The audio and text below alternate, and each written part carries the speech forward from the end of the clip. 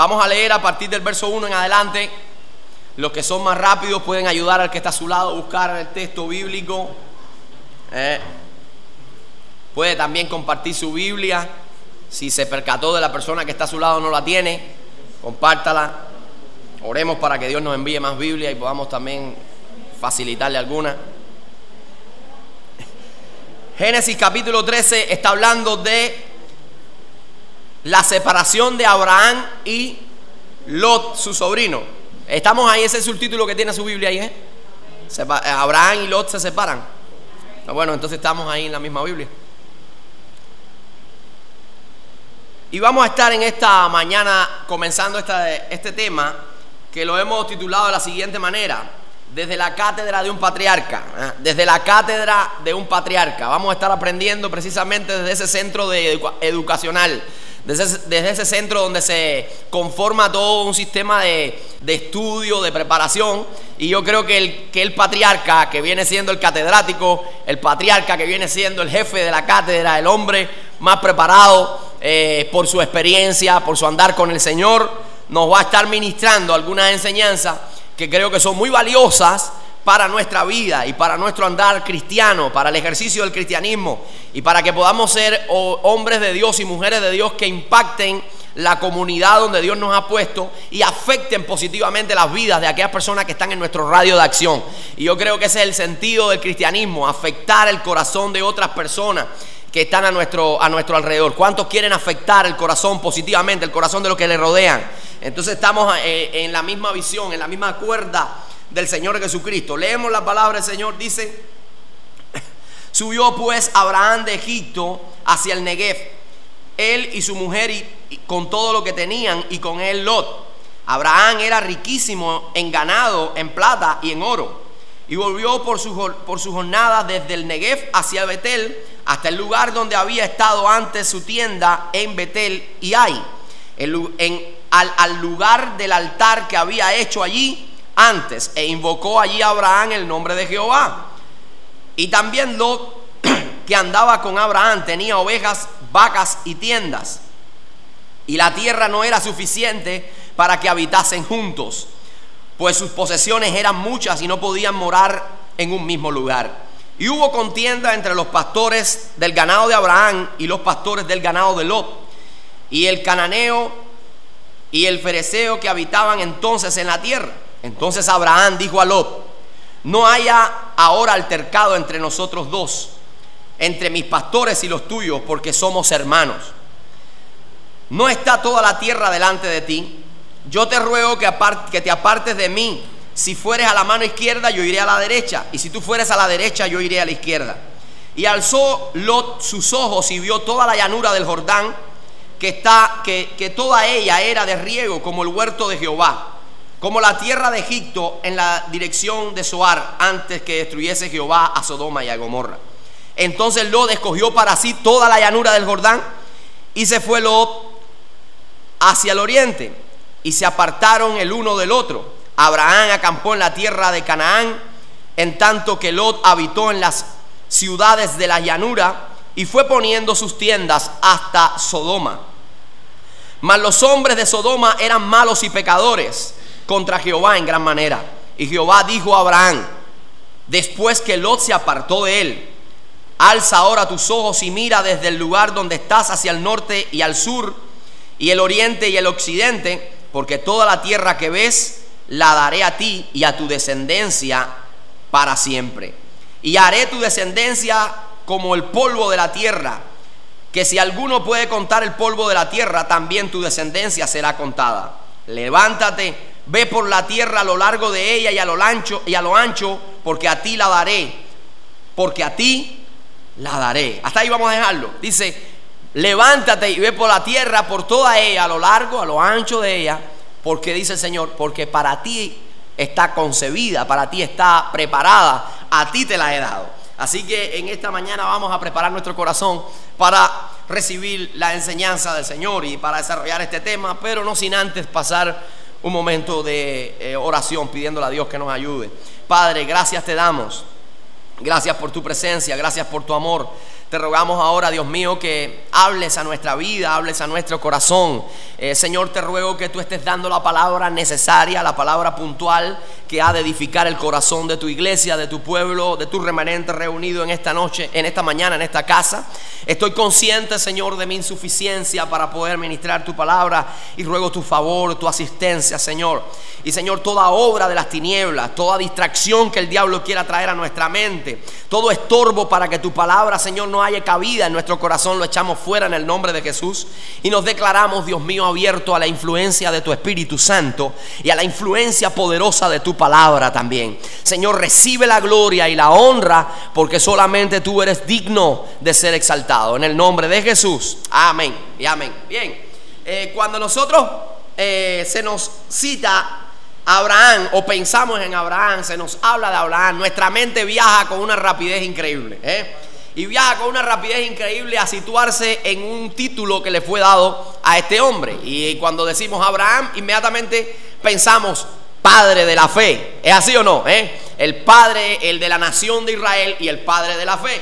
Pues sin duda alguna yo creo que Abraham es un hombre de una fe extraordinaria, un ejemplo que cada creyente debe tener para tener nuestra fe siempre por encima de 100%, para que nuestra fe siempre vaya de continuo en un estado creciente, porque tenemos a este modelo. Abraham es considerado un hombre extraordinario, un hombre de fe, no solamente del cristianismo, sino que las tres grandes religiones del mundo consideran a Abraham como una persona insigne, como un hombre importante. Estudian la vida de Abraham. El judaísmo estudia a Abraham, el islamismo estudia a Abraham y el cristianismo, nosotros también consideramos a Abraham como un hombre de fe. Es tan importante que la Biblia toma tiempo para hablar de él. En el Antiguo Testamento 11 libros hablan de la persona de Abraham. En el Nuevo Testamento 16 libros, 11 libros en el Nuevo Testamento están hablando de Abraham. Hacen continuamente recurrentes citas al patriarca del Antiguo Testamento, precisamente porque era un hombre extraordinario. Ahora, ¿cuál fue el llamado singular, maravilloso que Dios dio a Abraham? Sale de tu tierra y de tu parentela a una tierra que yo te voy a mostrar. Un llamado desafiante, de que había que moverse por fe. Y también le hizo este llamado, lo forró en una promesa extraordinaria. Varias promesas estaban contenidas en esa. Y es que le dijo, te voy a dar una nación. Número 2 dice, va a ser una gran nación. Le dice, también tu nación, número 3, va a ser de bendición para los que te rodean, para el pueblo de Israel, para ese pueblo. Pero no solo esto, sino que le dice, lo voy a multiplicar sobremanera, y no solamente para el pueblo, sino que va a ser una bendición para todas las naciones. Porque dícele Dios a Abraham, en ti serán benditas todas las familias de la tierra. Claro, estaba haciendo referencia a lo que iba a suceder después con la venida del Cordero de Dios, con la venida de Jesucristo. En él son bendecidas todas las familias de la tierra. Él vino no solo para quedarse en Jerusalén, en Judea, en Samaria, sino hasta lo último de la tierra. Y en él nosotros hemos sido alcanzados, En Cristo nosotros tenemos perdón y redención. Así que es una bendición para todos. Y no solo también esto, sino que le dijo Dios a Abraham, te voy a bendecir sobremanera, pero voy a poner un forro, un vallado sobre ti, para que toda persona que te maldiga sea maldecida ya también. Wow, qué bendición la vida de Abraham, Qué bendición todas esas promesas que Dios le dio a este siervo de Dios. Ahora, yo creo que él tiene mucho que hablarnos en esta mañana, y precisamente por eso le puse la cátedra del profeta, de un patriarca, porque es el lugar, es el centro de educación, es el centro donde se prepara todo un paquete de estudio, todo un paquete todo un módulo de preparación educacional. Y yo creo que en él hay todo ese módulo que nosotros podemos asimilar. Y no vamos a estar viendo la vida desde su llamado, sino vamos a estar viendo en el capítulo 13 este momento, este acontecimiento histórico, donde también es un acontecimiento muy delicado, porque está existiendo también un conflicto, puede existir, y es la separación entre Abraham y su sobrino. Y vamos a estar viendo lo que el Señor quiere transmitirnos a través de esta palabra. Lo primero que nos dice el capítulo 13, verso 1, y es el primer punto que da lugar a este estudio, lo he titulado de la siguiente manera: desde Egipto al Negev. Desde Egipto al Negev. Y son las palabras que tiene el verso 1, porque dice, subió pues Abraham de Egipto al Negev. Ahora, las razones por las que Abraham bajó a Egipto se pueden encontrar en el capítulo anterior. El capítulo anterior explica de una manera muy clara por qué Abraham va a Egipto. Y la razón es que dice que en aquel momento hubo un hambre en la tierra. Comenzó a haber escasez en la tierra. Y Abraham, el hombre que había sido llamado para vivir por fe, para caminar por fe, para andar por fe, en este momento la lógica lo traicionó. En este momento el amplificado racionalismo lo hizo reo a él. Y entonces terminó diciendo: bueno, yo creo que lo más lógico en todo esto no es quedarme en este lugar, sino descender a Egipto, porque ahí ha de haber alimentos, ahí ha de haber comida. Y entonces desciende a Egipto, y esto fue una demostración de un declive en la fe de Abraham. Abraham no debió haber descendido a Egipto. Egipto trajo consecuencias críticas a la vida de Abraham y lo llevó a bajar en sus estándares morales a Abraham. Así que Abraham tomó el primer fallo, hizo un incorrecto paso, y fue el de guiarse por la razón, guiarse por la lógica y bajar a Egipto. Y muchas veces nosotros también estamos en esta situación. No solamente Abraham, a lo largo de toda la historia, y llega hasta nuestros tiempos. A lo largo de toda la historia de los personajes bíblicos, usted se va a encontrar gente con el mismo común denominador, que en determinados momentos de presión, en determinados momentos de aflicción y de desesperanza, tomaron el mismo patrón de Abraham y tomaron las riendas ellos, tomaron el volante ellos y se lo quitaron a Dios. Dijeron: la situación está tan difícil que yo tengo que ahora tomar el volante de mi vida y comenzar a dirigir mi vida. No puedo esperar tanto en Dios. Y uno de esos ejemplos precisamente fue Moisés. Y ayer hablábamos acerca de Moisés. Moisés, hubo un momento en la vida donde él decidió tomar el volante y terminó cometiendo errores garrafales. ¿Por qué? Porque Moisés terminó convirtiéndose en un homicida. Mató a un hombre, y eso no era lo que Dios quería. El faraón tuvo que perseguirlo y Dios tuvo que mandarlo a otro lugar a prepararse por 40 años. Cometió un error. Saúl, por apresurarse y tomar las cosas por sus manos, tomar el asunto bajo su guianza y su inteligencia, también cometió errores. ¿Y cuál fue el error que cometió Saúl? Bueno, pues terminó ofreciendo sacrificios. También se quedó con el ganado de Amalek. Todos estos errores, ¿por qué? Por querer tomar las cosas en sus manos y no dejar que Dios sea quien lo guiara. Tomó el volante de su vida, y esto lo llevó a un fracaso. Usted y yo también nos sentimos muchas veces tentados a hacerlo. Hay momentos en nuestra vida donde nos sentimos como que las cosas no están siendo como nosotros las habíamos soñado, no están saliendo como habíamos esperado, y tenemos la tendencia a apresurarnos y a tomar nosotros el asunto por nuestras manos, por nuestra razón, por lo que la lógica indica. Nos sentimos presionados, y ahí vienen los errores. Ahí vienen las metidas de pata. Ahí vienen los grandes fracasos en la vida. ¿Por qué? Porque no dejaron que Dios siguiera guiándonos. No dejamos que Dios siguiera trazando el camino, sino que nosotros le dijimos: Dios, yo veo que las cosas están complicadas. Tú necesitas una ayuda. ¿Y quiere que le diga una cosa? A Dios no hace falta que lo ayuden. Dígale que está al lado: a Dios no hay que ayudarlo. Hay gente confundiéndose y piensan que a Dios hay que darle una mano. Hoy me han dejado esto todo enredado aquí. A Dios no hay que darle ninguna mano. Abraham y Sara también cometieron este error y dijeron: bueno, pues como no tengo hijo, Abraham, toma a Agar y quiero que estés con ella y que ella dé a luz en mis piernas y ese va a ser mi hijo. Eso es un error.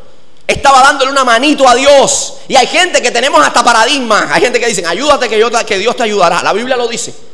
Mira, en ningún lado la Biblia dice: ayúdate que Dios te ayudaré. No lo diga más. A Dios no hay que ayudarlo. Usted tiene que dejarse ayudar por Dios, ¿sí o no? Tenemos que dejarnos ayudar por Dios. Y ese fue el error. Muchas veces nosotros, y lo voy a ejemplificar, cuando, pastor, muchos cristianos se sienten tentados a tomar ellos el asunto en sus manos. Dios mío, ¿qué es esto? Me lo hicieron a propósito para que no me moviera.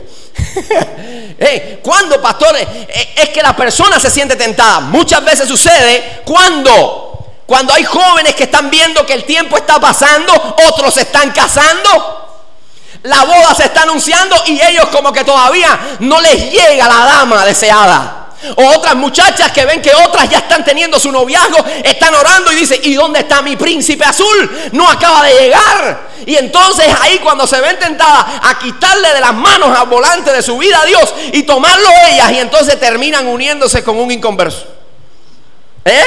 Terminan uniéndose con un inconverso o con una inconversa. Y es ahí cuando viene el grave error, las metidas de pata en el futuro. Y la gente piensa que es que el pastor, cuando les habla de esto, es que le quiere tronchar su felicidad. No, te estoy evitando dolores de cabeza. Porque ese hombre con el que te casas hoy, que te parece que lo único que le hace falta es aceptar a Cristo, porque es bueno, no toma, no fuma, es un amor de persona, te ayuda en la casa, limpia, lava. El hombre es lo máximo. ¿Cómo quisieran las mujeres un hombre que limpiara, lavara y cocinara? ¡Qué bendición! ¡Qué maravilloso! Pero no es cristiano. Lo único que tiene, pastor, es que no es cristiano. Es lo más grave que tiene. ¿Me entiendes? Es lo más grave, es lo más malo que tiene. Porque hoy es un amor, pero cuando pasa el primer año, el segundo año, ya se acabó la luna de miel. Entonces viene la presión. A la iglesia no vas. Siempre estás con esa Biblia bajo el brazo. Siempre estás rezando. Lo único que tú piensas es en la gente de arriba. Y viene el dolor de cabeza. Te están evitando errores.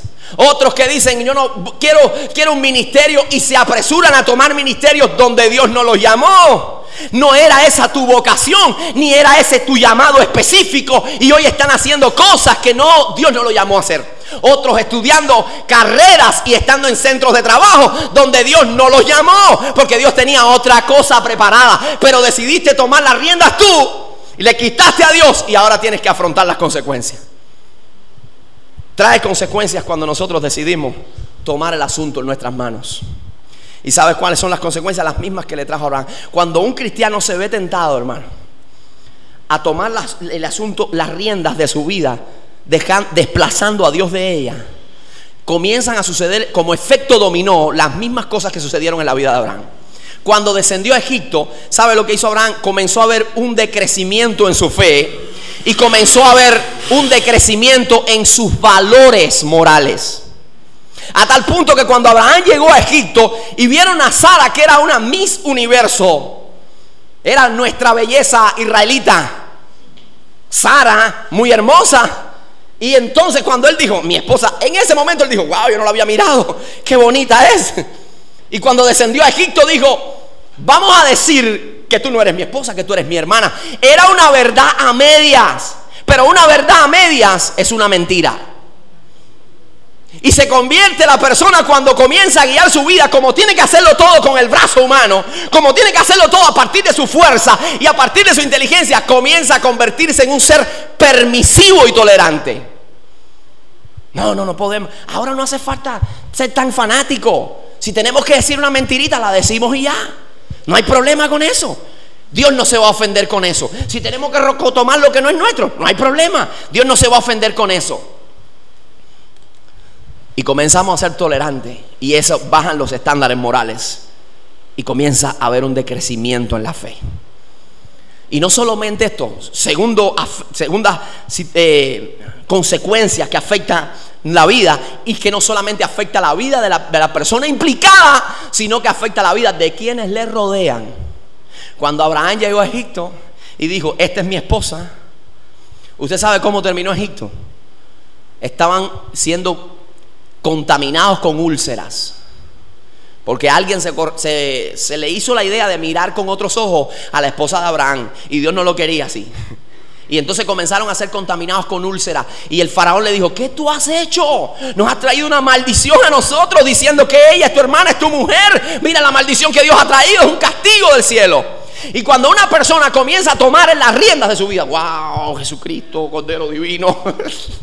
Cuando una persona comienza a tomar las riendas de su vida, ¿sabe cómo termina? No solo se afecta a esa persona, sino que afecta a los que le rodean, hermano. A todos los que están a su alrededor son afectados. Si ahora mismo el pastor de esta iglesia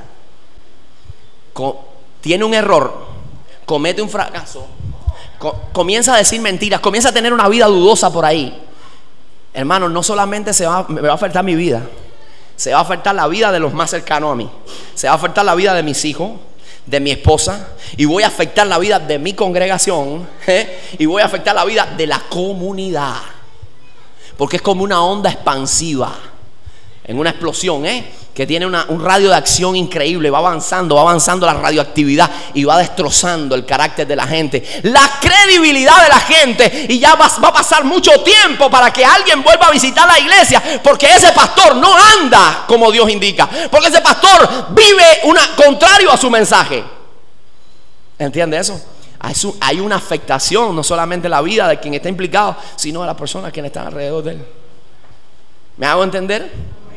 Entonces, renuncie a ceder a la tentación de tomar el volante de tu vida usted. Deje que Dios sea quien le dirige. El diablo viene y le dice: tú estás muy grande, tú estás muy manganzón, ya tú eres una gente madura, porque hasta utiliza expresiones espirituales. Con tanto tiempo que tú llevas en la iglesia, con tanto tiempo que tú llegas estudiando la Biblia, ya tú te la conoces de tapa a tapa, ya tú has leído la Biblia, ya es tiempo de que tú comiences a actuar independientemente. Tú no tienes que estar orando tanto, porque ya tú sabes los códigos bíblicos. Tú no tienes que... Mentira del diablo, te está desarticulando. Quiere que te vayas debajo de la protección del Altísimo, porque únicamente así puede hacerte errar y puede hacerte llevar a un hoyo profundo que te va a costar tiempo salir de él.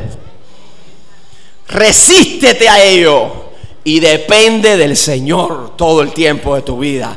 Que tu vida la guíe el Señor, porque cuando Él es el capitán de tu barca, no hay avería, no hay naufragio. Dios te lleva a puerto seguro. ¿Cuántos dicen amén? Dios te lleva a puerto seguro siempre. Siempre lo hará. Primera razón, que algo sucedió del Negev, del Egipto al Negev. Número 2. Aspecto número 2, lección que nos da el patriarca, y es recuperando el camino perdido. Eso es una actitud de sabio. Rápidamente Abraham entendió de que se había ido debajo de la voluntad de Dios, y cuando entendió de que ese no era el sitio donde Dios lo quería, ¿sabe qué hizo Abraham? Dijo: hay que reajustar nuestra vida, hay que redireccionar nuestra vida, porque estoy mal. ¿Y qué hizo Abraham? Dijo: bueno, voy a arreglar las cosas. ¿Cómo, pastor, arregló las cosas? Volvió al lugar del altar. Volvió al lugar donde él tiene su encuentro con Dios. Volvió a Betel, a la casa de Dios, a la puerta del cielo. Volvió al sitio donde él había intimado con el Señor, donde él había tenido tanta historia maravillosa con él de adoración. Y ese es el sentido. Mire, hay un refrán por ahí popular que dice: errar es de humano, ¿sí? Dice: errar es de humano y rectificar es de sabio. ¿Sí o no? Y eso fue lo que hizo Abraham. No se quedó en el mismo hoyo, no se quedó patinando en el fango, no siquiera avanzó más en la espesa tiniebla de la equivocación y del pecado, sino que tomó un alto, dijo: voy a hacer un stop y voy a regresar al sitio donde nunca debía haberme ido. Voy a regresar al sitio de la adoración a Él. Voy a regresar al sitio de la fe y de la confianza y de la dependencia en Él.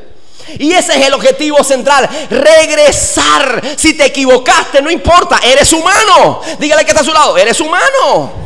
Así nos hizo Dios. Ahora te equivocaste, caminaste en el fango, te hallaste en la espesa tiniebla. No te puedes quedar ahí. Y la estrategia más grande que el diablo tiene en ese momento es exaltar la santidad de Dios y hacernos olvidar la misericordia también de Él.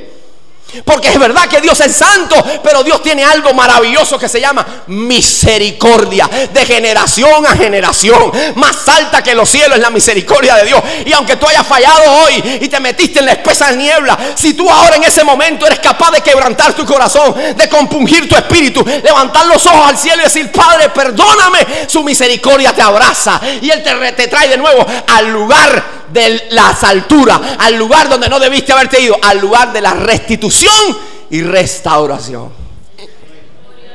¿Entiendes eso, hermano? Sí, dígame amén o dígame ay algo. Regresa. Lo que el diablo quiere es que no regreses, y ahí te exalta la santidad. Pero tú, tan pecador, ahora ¿tú crees que Dios te va a oír? Después que has metido tanto la pata, ahora no, sí me va a oír, porque al corazón contrito y humillado no despreciará nunca el Señor.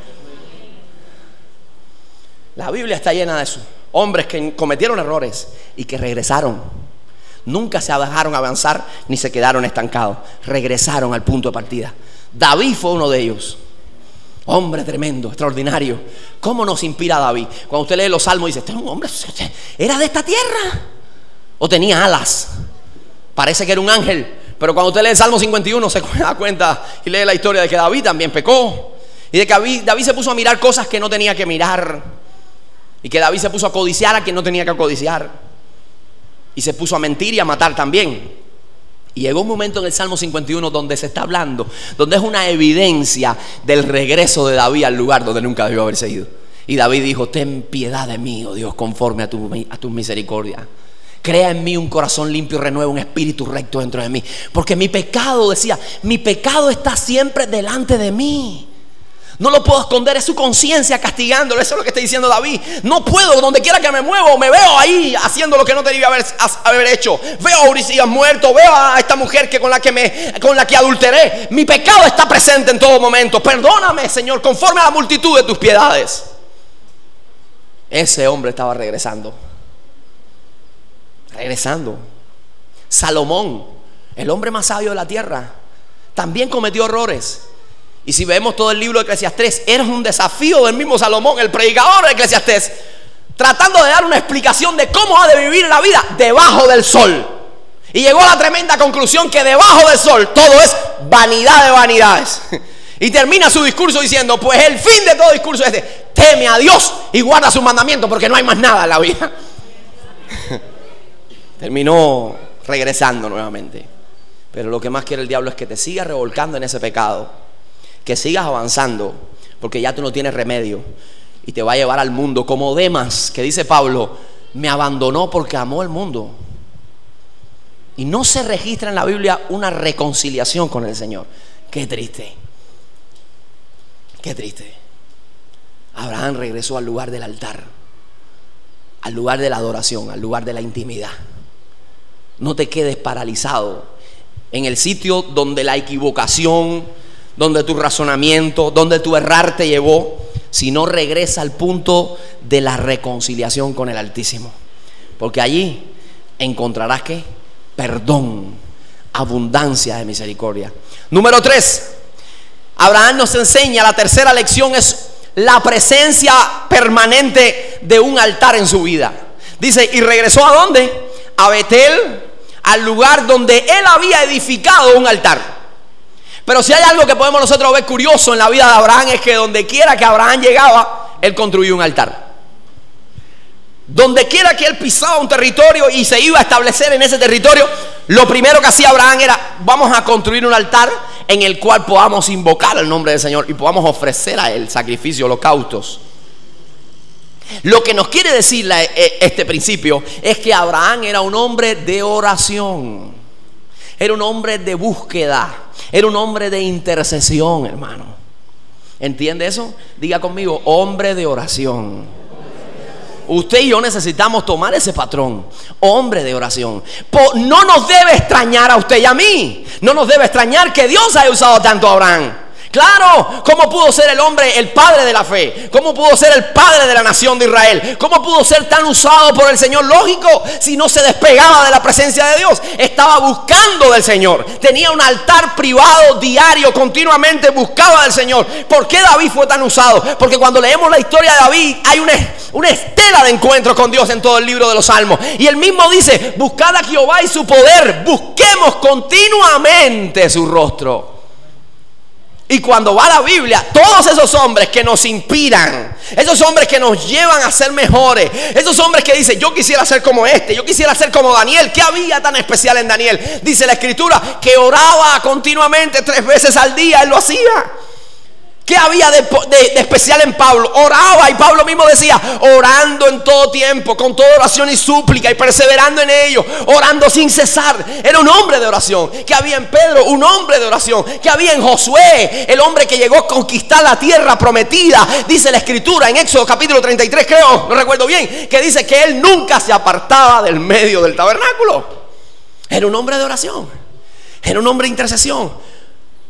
Pregunto, ¿somos nosotros al menos la mitad o quizás un 3% de lo que fueron ellos? Porque el mismo Señor Jesucristo, el Dios hombre, el Cordero de Dios, practicó continuamente su altar privado.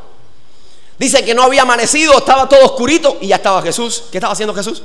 Orando, buscando a su Padre. Estaba cayendo la noche y ahí subía a un monte y estaba orando. Y Él mismo nos insta a hacerlo, porque el mismo Jesús Jesucristo nos habla de una parábola para que lo haga siempre. Lucas capítulo 18 versículo 1 dice: y le refirió Jesús una parábola para hablarle de la necesidad de orar siempre y no desmayar. Lógico, un altar continuo. ¿Usted se cree que usted puede enfrentar las situaciones de la vida, la opresión de la vida, sin tan siquiera orar a Dios 15 minutos? Y leído por una cifra miserable. ¿Quién se cree usted que es para vivir la vida sin orar? Si Jesucristo oró, si los apóstoles lo hicieron, si Abraham el patriarca también cometió un error, pero fue un hombre que tenía un altar, entonces ¿qué vamos a hacer nosotros si no oramos nunca? No puedes enfrentar al diablo, no puedes enfrentar las adversidades, y menos te va a usar el Señor si no dedicas tiempo diario a buscar de su rostro. Y lo repetimos, y los hablamos, y lo decimos, y lo explicamos, y lo ilustramos, y lo presentamos en versos bíblicos, y lo presentamos en tratados. Pero la iglesia sabe conceptualmente que la oración es un arma poderosa, pero muchas veces ni la practica. Ora malamente por los alimentos. ¿Tienes un altar, sí o no? Si no lo tienes, rápido, comienza ya, ahora mismo, hoy en tu casa, cuando llegues, a levantar tu altar para buscar del rostro del Señor. Y vas a ver de aquí a un tiempo cómo la vida va a cambiar en tu casa, cómo el entorno y cómo la atmósfera va a cambiar en tu casa. Pero no puedes seguir desprotegido, no puedes seguir viviendo jugando al cristianismo. Hay que buscar un altar diario, todos los días. La oración de ayer no te sirve para hoy. Hoy tienes que buscar tu oración. Y la de hoy no te va a servir para mañana. Mañana tienes que ir a buscar del rostro de Dios también. Porque todos los días se nos dará una dosis necesaria para vivir ese día. Porque bástale a cada día su propio mal, ¿sí o no? Entonces todos los días tienes que calibrarte de Dios, llenarte de Él, buscar de su presencia, llenarte de su aroma, para cuando salgas a luchar la vida, salgas forrado con toda la armadura de Dios. Amén, ¿Qué cosa sucede cuando nosotros, qué le expresó Abraham a Dios cuando él regresó al lugar del altar? Número uno, y es lo mismo que expresamos nosotros. ¿Qué le expresó Abraham a Dios? Lo que le expresó fue lo siguiente: todo lo que tengo. Dice la escritura, Abraham era riquísimo. Wow, utiliza una hipérbole y todo, una exageración. Riquísimo, ultra macro archi mega millonario. Era Abraham. Los mejores camellos, el camello del año, sandalias Nike, túnica Calvin Klein, todo lo tenía. Celular táctil, touchscreen, con Android y todas esas cosas tenía Abraham. Voy al Negev, un GPS de eso tenía, un GPS y todo. Era muy riquísimo, dice la escritura. Pero cuando Abraham regresa al altar, le está diciendo a Dios: todo lo que tengo, todo lo que soy, te lo debo a ti. Me lo has dado tú en tu gracia, que es el favor que no merezco. Lo que tengo, lo que soy, no se lo debo a mi fuerza, ni a mis habilidades, ni a mi inteligencia para labrar la tierra y para guiar estas ovejas. Lo que tengo viene de ti. Lo que tú tienes hasta ahora se lo debes a Él. Segundo que está expresando Dios, Abraham a Dios, es lo siguiente: como todo lo que tengo te lo debo a ti. Y si estoy vivo ahora es gracias a ti. Y si tengo futuro es porque tú estás ahí. Entonces en mi gratitud te voy a adorar y te voy a exaltar. Lo mismo pasa a nosotros. Si estás vivo hoy es porque Dios te ha guardado. Y tú miras hacia atrás, una mirada retrospectiva a tu historia, y tú dices: todo lo que yo he pasado, pastor, toda mi vida, ahora yo me pongo a reflexionar en ella y pienso cómo pudo llegar yo hasta aquí. Y cómo no me desequilibré psicológicamente, cómo no me cometí una locura. Porque Dios te estuvo guardando, Dios te estuvo preparando para este tiempo. Estás aquí gracias a Él, y lo que te queda por delante es porque Él está presente. Entonces, ¿cuál es la motivación? Adorar su nombre en gratitud. Y lo tercero que Abraham dice cuando regresa al altar, y que decimos nosotros cuando regresamos cada día a nuestro altar privado, es: Señor, yo entiendo que la única manera de poder sostener esto que tú me has dado. La única manera de preservar lo que tengo es cuando tú estás presente. Por eso quiero que tú estés conmigo siempre. Porque lo único que puede hacer que tú preserves lo que tienes hasta hoy no es tu inteligencia ni tu cuenta asegurada en el banco. Los bancos se pueden ir a la quiebra. Es que tú tengas a Dios en tu corazón. Lo que hace que las cosas permanezcan es que tú tengas a Dios en tu corazón. Lo que hace es que permanezca y no se vaya esa paz que hay en tu hogar ahora, que hay en tu matrimonio ahora. Esas cosas que han comenzado a cambiarse y que tú ves que el hombre está teniendo paulatinamente cambios progresivos en su vida, en su manera de hablar, en su manera de actuar, en su manera de expresar, y que la mujer también ya no es la misma chanchullera y chismosa y que habla tanto. Es porque Dios está ahí en el hogar. Y si Dios está en el hogar, wow, ¿cómo cantábamos nosotros un coro? ¡Qué maravilla! Jesús en el hogar. La única forma de mantenerlo es ahí.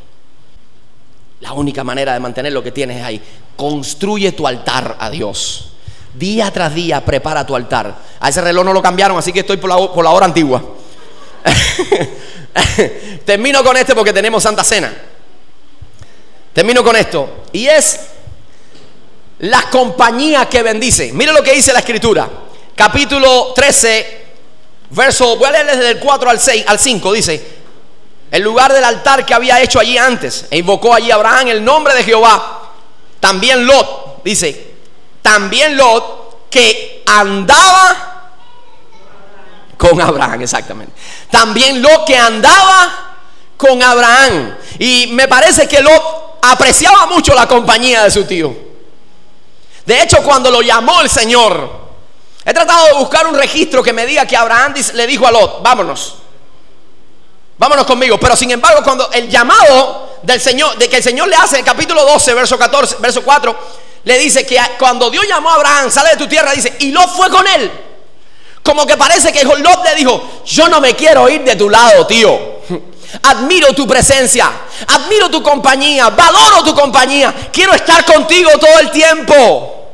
Porque él sabía que había algo de Dios en la vida de Abraham. Él sabía que la persona de Abraham le hacía reportar ganancias a su vida. Estar con Abraham era ser bendecido, porque Abraham lo llevaba a un nivel superior. Esas son las amistades, asociaciones y compañía que nos bendicen. Búsquese, cristiano, escúcheme, ábrame bien los mentes, el corazón, los oídos, todo, ábramelo bien ahora. Dígame, estoy oyendo, pastor, dígame, estoy oyendo. Escúchame, búscate asociarte con alguien que te lleve a otro nivel de fe. Búscate asociarte con gente que te aporte, no que te quite. Búscate asociarte con gente que te lleven a la espiritualidad. Búscate unirte con personas no que te lleven al mundo, sino que te lleven a adorar más a Dios. Y eso fue lo que vio Lot en Abraham. No era una gente tóxica, era una gente que le quitaba, porque hermano, existen la gente tóxica. Gente que cuando te le pegan te dan su miseria. Por eso la Escritura, mire, ¿tú sabes lo que dice el proverbista? El hombre, Salomón, el más sabio, dice: el que anda con necios, no, perdón, el que anda con sabio, sabio será. El que anda con sabio, sabio será. Pero el que anda con necio, dice, terminará quebrantado. Proverbios. Cuando usted va a la Biblia, usted va a encontrar gente que decidieron andar con gente que le llevaba a otro nivel. Timoteo y Tito, ¿con quién andaba? Con Pablo. Se pusieron bajo la sombra de un apóstol. Elías agarró a Eliseo. Y Eliseo, bueno, en realidad Elías ni le dijo a Eliseo: sígueme, follow me. No, le pasó el manto por arriba. Eliseo estaba arando con sus yuntas de bueyes, 12 yuntas de bueyes, y Elías vino y le pasó el manto. Y él sintió tal bendición, él dijo: este hombre es de Dios, este hombre me va a llevar a mi otro nivel. Este hombre tiene algo que darme para hacerme mejor persona. Y le siguió y no se apartó de él. A tal punto que cuando Elías le dijo: vete, déjame, él le dijo: vive Jehová y vive tu alma, que no te dejo, no te suelto. Así hay gente, cuando usted esté pegado a uno de esos que bendicen, y la gente deja: oye, suéltame, oye, compadre, me voy a acostar. No, quiero estar contigo porque tu presencia me bendice. Tú me ayudas, tú me haces reflexionar a la luz de la palabra. Tú me enseñas. Mire lo que dice la Biblia de las asociaciones negativas. Dice: bienaventurado el hombre que no anduvo en camino de pecadores, ni en silla de escarnecedores sentado. Porque hay algo nocivo en eso. El Señor le decía al pueblo de Israel: cuando vayas a entrar a la tierra, cuídate de no hacer alianza con ese pueblo. No te asocies con ellos porque van a ser tropezadero a ti. ¿Sí o no? ¿Recuerdan esos textos? No dice la escritura, Pablo escribiéndole a los corintios le dice: las malas conversaciones corrompen las buenas costumbres. Pero nos encanta asociarnos muchas veces con gente que sabemos que nos quita. Búsquese relacionarse con gente que es triste, pero he encontrado esto, que muchas veces las personas débiles en la fe, los que necesitan la ayuda, escuchen, los que necesitan ayuda, nunca van a asociarse con un espiritual, sino que tratan de buscar que necesitan ayuda y que no tienen ningún interés en crecer. Entonces, ¿qué hacen? No buscan al espiritual que lo va a llevar a otro nivel, sino buscan al más débil en la fe. Porque claro, esa persona no le va a desafiar, no le va a censurar, no le va a confrontar con la palabra, sino que se va a dejar guiar por ese estilo de vida que sabe Dios dónde va a terminar. Y entonces incluso cuando le hablas a ese tipo de personas: oye, aléjate de esa hermana, aléjate de esa mal llamada hermana o mal llamado hermano, tú sabes que no está viviendo como Dios indica, te está quitando desde que estás caminando con él, desde que estás caminando con ella, tu vida ha ido de crecimiento, ya no eres la misma persona, ya no hablas igual, ya no te vistes igual, ya no buscas de Dios igual. ¿Qué te está pasando? Aléjate. Y dice: le estoy predicando y discipulando. Aleluya. Frases espirituales, frases espirituales. Le estoy predicando el evangelio. Si no lo hago yo, ¿quién lo va a hacer? Mira, para predicarle el evangelio, primero levántate tú, fortalécete tú. Y la forma de ayudarlo no es consentir en su pecado y en su estilo de vida, sino es mostrarle lo que dice la Biblia y tu andar excelente, tal y como el Señor lo indica. ¿Sí o no? Amén. Amén. Denle un aplauso a Dios. Así es como es. No uniéndose a la miseria de esa persona. Hay cristianos unidos con otras personas, amistades, asociados, que lo único que hablan es de iPhone. ¿Y Cristo dónde lo dejaron? No lo vas a ayudar. Escúchame lo que te voy a decir. Se lo voy a ilustrar. Para que... Dame una silla ahí. Dame esa silla ahí, hermano. Con esto termino ya. Se lo voy a ilustrar. ¿Dónde está? Ven, uno chiquito. Ven, Riobel, ven. Mire cómo es. Párate en la silla esa ahí. Parado, no te asustes. Eso te aguanta. Aunque ustedes están criados con leche chiva. Escúcheme. Mire una persona que está en los lugares donde Dios lo ha puesto, en las alturas, pero que ya este joven ha dejado de orar, ha dejado de leer la Biblia, está descuidado. Y entonces él decide asociarse conmigo, que soy un mundano. Él decide asociarse conmigo. Aquí estamos juntos. Él está caminando conmigo. Él está débil, pero todavía está en el sitio donde Dios lo ha puesto. Y comienza a asociarse con uno que no le aporta nada. Y él dice: no, estoy asociado con él porque lo quiero subir. Ahora, trata de subirme. ¿Usted cree que es más fácil subirme o yo hacerlo bajar? Así es como es. Gracias, Río. La persona que se asocia con eso, aunque dice que lo quiere levantar, terminan siempre ellos en el mismo hoyo. Le voy a leer una escritura del apóstol Pablo. Para que usted vea lo que dice el apóstol Pablo. Primera de Corintios capítulo 5 versículo 11. Dice: no os juntéis con ninguno que llamándose hermano fuese fornicario, avaro o idólatra o maldiciente o borracho o ladrón, con tal ni aún comáis.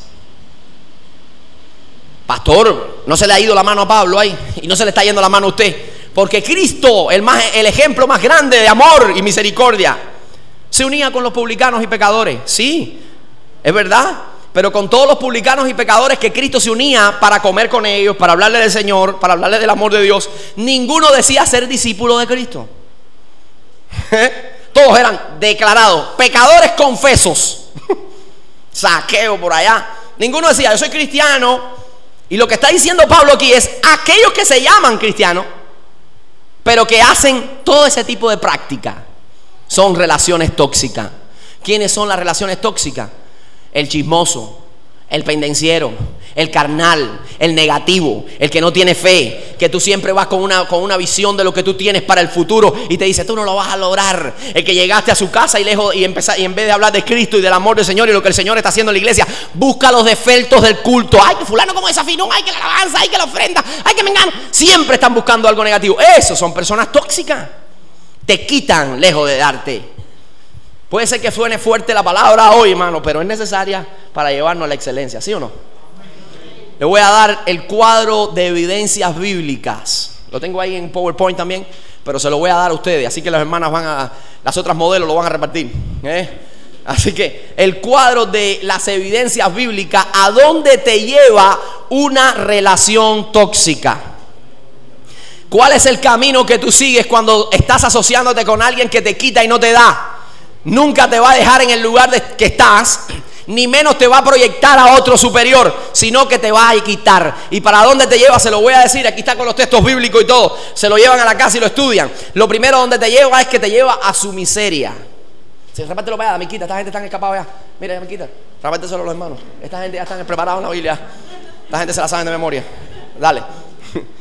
Dice, te lleva a su miseria. Números capítulo 33, versículo 55. Te lleva a la apostasía, como lo llevaron a Salomón. Salomón se asoció con mujeres de otras tierras y terminó ¿cómo? Adorando a los dioses de otras tierras. Termina bajo la ira divina. Vergüenza de los padres.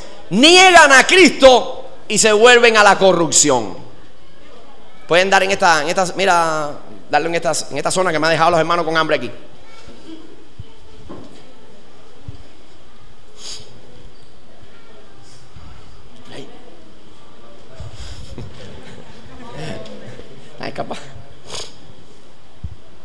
Entonces, hermano, conclusión para terminar. Conclusión. Claro que tenemos que ayudar a todos, ¿sí o no? Tenemos que ayudar a los débiles. Pero recuerde que la manera de ayudarlo no es quebrantando los principios que están en el Salmo 1. Bienaventurado el que no anduvo en consejo de malo, ni en silla de escarnecedores sentado, ni en camino de pecadores. En otras palabras, lo que está diciendo David es lo siguiente: que no se asocia y tiene compañerismo, que no tiene la misma mentalidad, no habla el mismo idioma, no tiene la misma cadencia que tiene alguien que no ama al Señor. Él se une al que no ama al Señor para hablarle, para animarle, para llevarle a otro nivel, pero no se asocia con él. Se asocia con aquella persona, como dice el refrán, y con ese término, el refrán popular: el que a buen árbol se arrima, buena sombra. Amén, gloria a Dios. Vamos entonces a pasar a la Santa Cena, hermano.